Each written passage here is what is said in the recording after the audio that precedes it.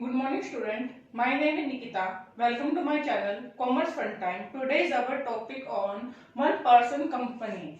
ठीक है, हम आज चैप्टर में बात करेंगे कंपनी ऑर्गेनाइजेशन में एक टाइप ऑफ कंपनीज पढ़ी थी। हमने पढ़ी थी प्राइवेट कंपनी, पब्लिक कंपनी और इसका एक और पार्ट था OPC means one person company.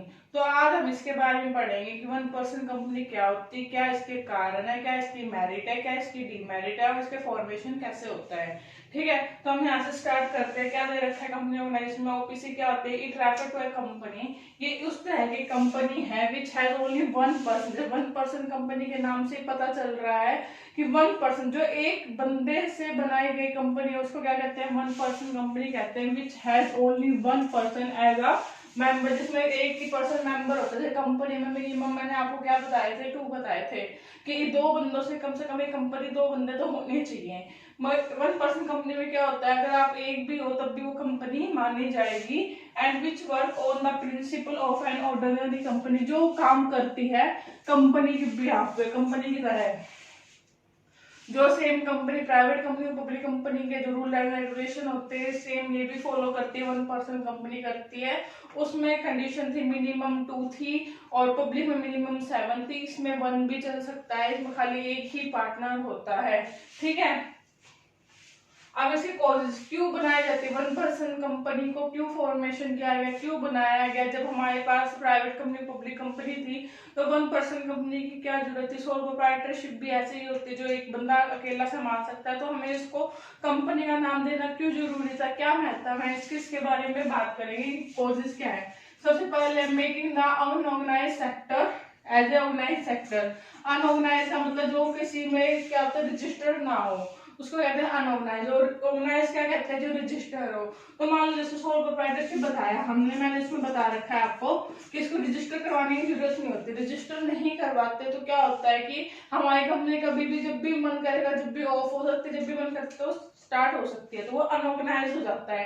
तो ऐसी कंपनी पर लोग भरोसा नहीं करते, ऐसी कंपनी को कोई लोन देना पसंद नहीं करता, उधार नहीं देता, क्योंकि वो कंपनी कभी भी उसकी डेथ हो जाएगी तो उसके पैसे डूबने का डर रहता है। तो सोल प्रोप्राइटरशिप में ये होता है कि नो सेपरेट लीगल एंटिटी होती है, ऊपर से उसकी डेथ कभी भी हो सकती है, तो बिजनेस तभी की तभी बंद हो सकता है। मगर इन केस ऑफ कंपनी ऐसा कभी नहीं होता है कि अगर मालिक मर जाता है तब भी बिजनेस चलता रहता है, उसको कोई और संभालने वाला आ जाता है। तो इसमें यही दे रखा है कि वन पर्सन कंपनी में क्या होगा, जो जैसे सोल प्रोप्राइटरशिप में खाली एक बंदा काम करता है तो वो अपने आप को रजिस्टर करवा सकता है वन पर्सन कंपनी, और उसका जो हो जाएगा वो क्या हो जाएगा? ऑर्गेनाइज्ड माना जाएगा, मतलब रजिस्टर माना जाएगा कि लोगों को उस पर ट्रस्ट होएगा कि ये बंदा भी नहीं भागेगा, ये हमारे पास लेके नहीं भागेगा, ये एक कंपनी है, ये कभी नहीं छोड़ के जा सकती, ना इसकी कभी भी एक्सिस्टेंस खत्म होएगी।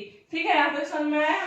अब stopping the formation of private company by wrong means, मतलब कई बार क्या होता है, जो प्राइवेट कंपनी बनाते हैं ना तो वो फर्जी निकलती है, वो अपना मतलब निकालने के लिए करते हैं। जैसे मान लो मैं हूँ, मेरे को अपना एक बिजनेस स्टार्ट करना है, मगर मेरे को कंपनी करनी है, कंपनी की मेरिट सब बहुत ज्यादा होती है, तो मैं क्या करूंगी कि मैं अपने ब्याह पे क्या करूंगी, जानबूझ के झूठा एक को पार्टनर दिखा दूंगी, मिनिमम 2 पार्टनर होते हैं, और उसमें झूठ मूठ के उसके शेयर दिखा दूंगी, और शेयर दिखा के और सारा कुछ मैं मैनेज करूंगी, बस खाली वो नाम का पार्टनर होएगा। तो ये एक तरह की मैं क्या करती हूँ, कंपनी बनाने के लिए गलत वे को चूज कर रही हूँ। तो इसमें क्या होगा, अगर हम वन पर्सन कंपनी को करेंगे, वन पर्सन कंपनी अगर होती है अपने कंपनी के अलावा, प्राइवेट और पब्लिक कंपनी के अलावा, तो लोगों को कोई रॉन्ग मीन करने की जरूरत नहीं होगी, फर्जीवाड़ा करने की जरूरत नहीं होगी, वो अपने अकेले भी बिजनेस को कंपनी में रजिस्टर करवा सकता है। ठीक है, तो इससे रॉन्ग मीन खत्म हो जाएगा।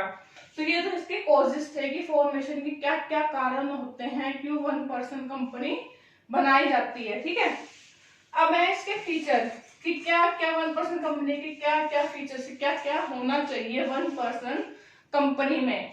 तो फर्स्ट है only one person is required. आपको मैंने जैसे आपको पहले बता चुकी डेफिनेशन में, खाली इस कंपनी में एक ही पर्सन रिक्वायरमेंट होती है, एक पर्सन से ज्यादा की कोई रिक्वायरमेंट नहीं है, कोई इस पे वो नहीं है, लिमिटेशन नहीं है कि 2 पर्सन होने चाहिए, 7 होने चाहिए, कुछ नहीं है ऐसा। ठीक है, अगला है status equal to private limited. जो वन पर्सन कंपनी का होता है, जो स्टेटस होता है प्राइवेट कंपनी बिल्कुल सेम होता है। जो प्राइवेट कंपनी की मेरिट होती है, लिमिटेशन होती है, सारी इसकी लिमिटेशन होती है, वन पर्सन कंपनी की बिल्कुल सब कुछ सेम होता है, कोई डिफरेंस नहीं होता। बस नंबर ऑफ मेंबर का डिफरेंस होता है कि प्राइवेट में मिनिमम 2 होते हैं, इसमें 1 भी हो सकता है, वो अकेला भी इस बिजनेस को संभाल सकता है। ठीक है, अब अगला है इसमें 1% कंपनी में अपॉइंटमेंट ऑफ नॉमिनी। हमें नॉमिनी करना पड़ता है अपॉइंट, और उससे उसका कॉन्स्टेंट लेना पड़ता है, उसकी हाँ लेनी पड़ती है, क्योंकि 1% कंपनी में संभालने वाला बंदा खाली एक ही है।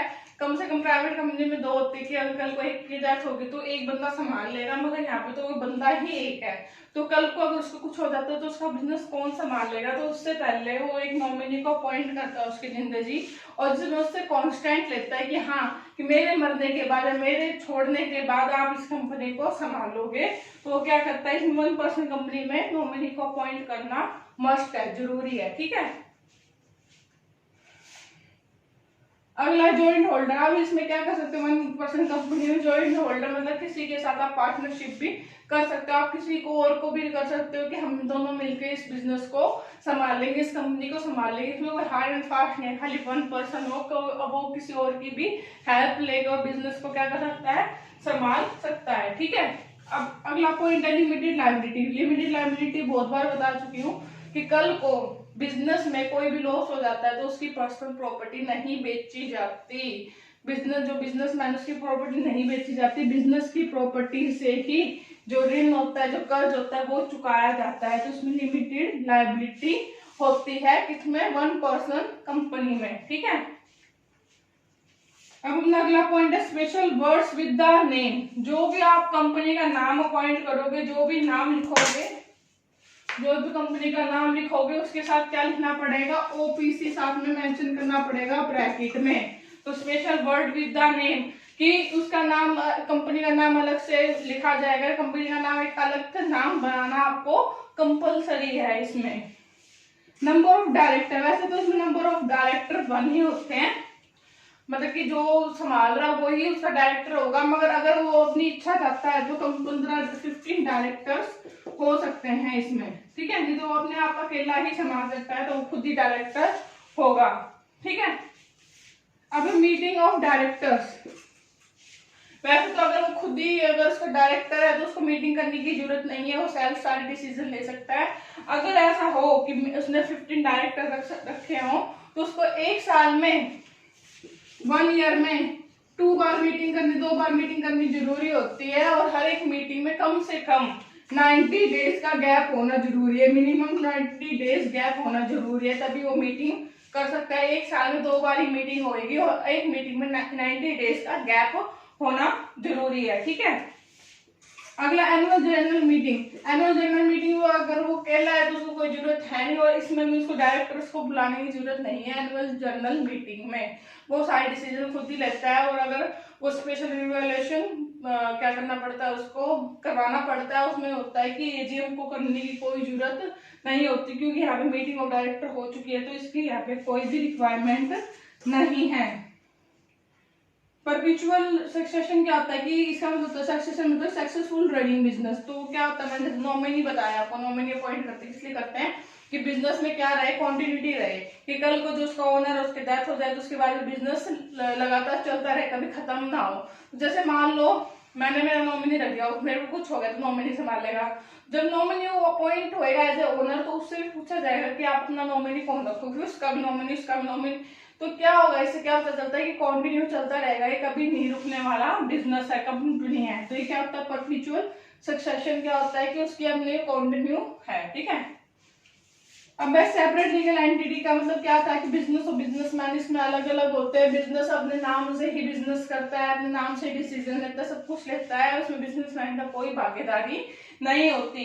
तो ये थे इसके सारे फीचर्स थे, ये सारे के सारे। अब हम इसकी मेरिट्स पढ़ेंगे। ठीक, अब हमारा नेक्स्ट टॉपिक है फॉर्मेशन ऑफ ओपीसी। कैसे 1% कंपनी का रजिस्ट्रेशन होता है, कैसे वो फॉर्मेशन होती है, कैसे एक 1% कंपनी बनती है।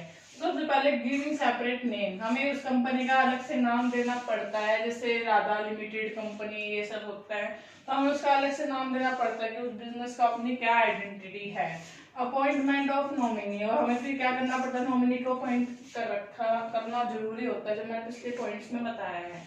फिर bearing OPC with the name, जो भी आप कंपनी का नाम लिखोगे उसके साथ ओपीसी मेंशन करना आपका मस्ट है, आपका बहुत जरूरी है। अब अगला डिपॉजिटिंग डॉक्यूमेंट, आपको 3 डॉक्यूमेंट होते हैं जो जरूरी होते हैं, वो डिपॉजिट करवाने पड़ते हैं ओपीसी की रजिस्ट्रेशन के लिए। एक होता है एमओए, एक होता है एओए, ठीक है, और एक होता है नॉमिनी की जो कॉन्स्टेंट की जो होती है ना कॉपी करवानी पड़ती है, ठीक है। ये 3 होते हैं। एमओए एओए आपके आगे आएगी डिटेल में। इसका होता है फुल फॉर्म होती है मेमोरेंडम ऑफ एसोसिएशन, और ये होता है आर्टिकल ऑफ एसोसिएशन। बस अभी के लिए इतना ही कर लो। अब फिफ्थ है सर्टिफिकेट ऑफ इनकॉर्पोरेशन।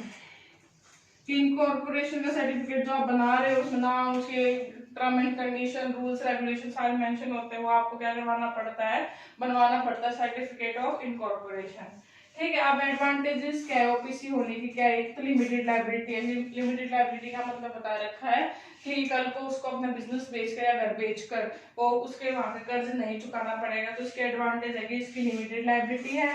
और अल्टरनेटिव अच्छा है कि इसका सोल प्रोप्राइटर बिजनेस को जो मैंने बताया था कि अकेले संभालते हैं, तो उसके जगह हम या रजिस्टर होता है, इसकी जगह हम रजिस्टर करा के इसको कंपनी में ही कन्वर्ट करवा ले। और क्या होता है सोल शेयर होल्डर होता है। सोल शेयर होल्डर मतलब क्या होता है, ओनर।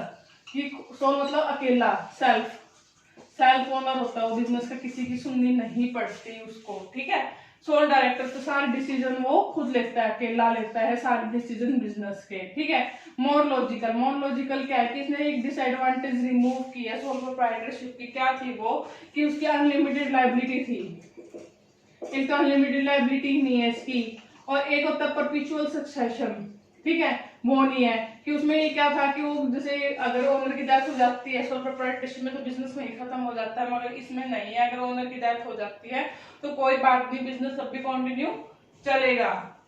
अब इसमें अगला पॉइंट है entry in an organise sector. अगर हम इसको क्या कहते हैं सोल प्रोप्राइटरशिप तो अनऑर्गेनाइज सेक्टर होते हैं, क्योंकि वो किसी में रजिस्टर नहीं होता तो उसको प्रॉब्लम आती है। तो हम क्या कर सकते हैं, 1% कंपनी अगर खुद को रजिस्टर करवाकर ऑर्गेनाइज सेक्टर में क्या करवा सकते हैं, कन्वर्ट करवा सकते हैं, जिससे इसकी क्या है एडवांटेज बन जाती है, ठीक है। अब इसके हमने एडवांटेजेस तो पढ़ ली ओपीसी की क्या होती है। अब इसकी डिसएडवांटेजेस भी है, लिमिटेशन भी है कि 1% कंपनी होने के क्या क्या नुकसान है। एक तो मोर फॉर्मेलिटीज, कि हमें बहुत सारे डॉक्यूमेंट बनवाने पड़ते हैं, एमओए एओए नॉमिनी का बनवाना पड़ता है, तो इन चीजों में बहुत टाइम लगता है, पैसा भी लगता है और मेहनत भी लगती है। तो बहुत ज्यादा क्या हो जाती है, इसकी फॉर्मेलिटीज हो जाती है, ठीक है। और शॉर्टेज ऑफ रिसोर्सेज, कि जो संभालने वाला है वो ओनर तो अब खुद ही है, तो रिसोर्सेज शॉर्टेज मतलब कि पैसे जो बिजनेस में पैसे लगाएगा वो लिमिटेड ही होंगे, जितने उसके पास होंगे उसके घर में होंगे उतने ही लगा सकता है। मगर एक कंपनी में क्या होता है, प्राइवेट कंपनी में, कि बहुत सारे लोग बिजनेस में पैसा लगाते हैं, जब जाके कंपनी खड़ी होती है तो अलग अलग घर से अलग अलग पैसे आते हो और थोड़े थोड़े करके बहुत सारे पैसे बन जाते हैं। मगर इसमें तो मालिक एक ही है, तो पैसा लगाने वाला भी एक है, तो लिमिटेड क्या होती है, शॉर्टेज और रिसोर्सेज हो जाते हैं, ठीक है। नेक्स्ट पॉइंट है अनबैलेंस डिसीजन। किसको संभालने वाला तो एक ही है, अब एक ही बंदा सारे डिसीजन लेगा तो कंफ्यूज हो जाएगा, वो ढंग से डिसीजन ले नहीं पाएगा, वो क्या हो जाएंगे अनबैलेंस डिसीजन हो जाएगा, अच्छे से वो डिसीजन नहीं हो पाएगा। तो ये इसकी क्या हो जाएगी, डिसएडवांटेज हो जाएगी ओपीसी की, ठीक है। ये टॉपिक हमारे यहीं खत्म होता है। अगर आपको मेरी वीडियो पसंद आए तो please like and subscribe my channel. Thank you.